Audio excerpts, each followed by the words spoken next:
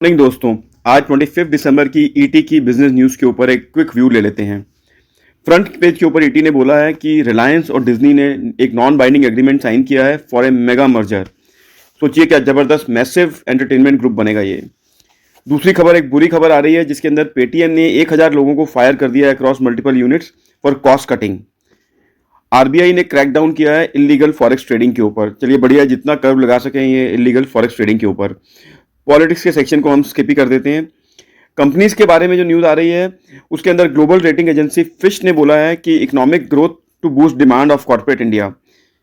दूसरी इंफॉर्मेशन है कि अगर आप जेन्युइन आर्ट खरीदने के इच्छुक हैं तो आप कैसे फ्रॉड्स को अवॉइड करेंगे, उसके लिए आप इस खबर को डिटेल में जरूर पढ़िएगा। वेदांता ने 200 करोड़ रुपए का पॉलिटिकल कंट्रीब्यूशन ओके कर दिया है। सोचिए 200 करोड़ रुपए डोनेट करेंगे ये पॉलिटिकल पार्टीज को।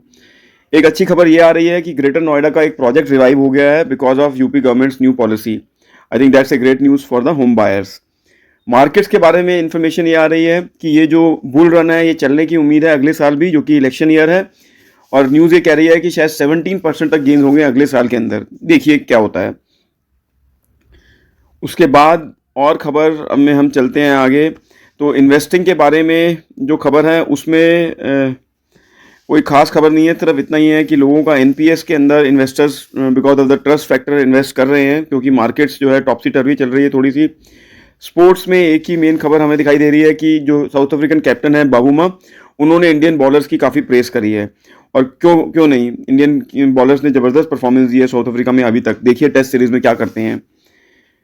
इकोनॉमी के बारे में गडकरी जी का एक रिमार्क आ रहा है जिन्होंने बोला है कि increasing exports reducing imports new way ahead for patriotism.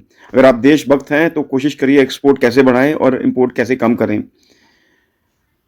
उसके बाद अगर हम आए ब्रांड एंड कंपनीज के अंदर, एक इन्फॉर्मेशन जो अच्छी नहीं है वो न्यूज़ ये आ रही है कि पैसेंजर व्हीकल की डिस्पैचेस जो हैं वो दिसंबर के महीने में थोड़ी कम हो सकती हैं। और अच्छी न्यूज़ ये है कि 2024 में उम्मीद है कि हायरिंग जो टॉप कंपनीज करती हैं वो स्टेबल रहने की उम्मीद है।